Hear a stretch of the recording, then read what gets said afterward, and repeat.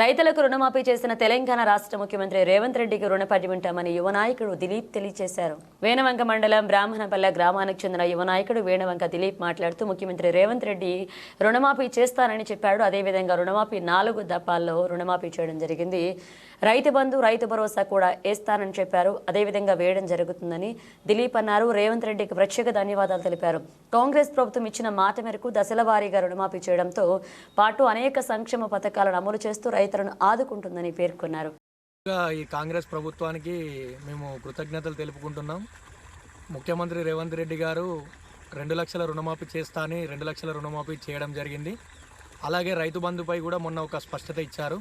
రైతు బంధు ఇస్తారన్న నమ్మకంతో మేము ప్రజలందరము నాకున్న 4 ఎకరాల భూమిని సాగు చేసుకుంటున్నాను.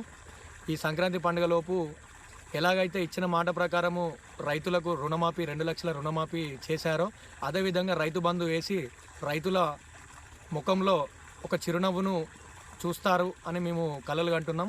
అదేవిధంగా మీరు ఇచ్చిన మాట ప్రకారం మాకు రైతు బంధు వేస్తారన్న నమ్మకంతో మేము ఈ యాసంగి పంట కూడా స్టార్ట్ చేసి ఇప్పుడు మా పనులు మేము చేసుకుంటున్నాం యథావిధిగా.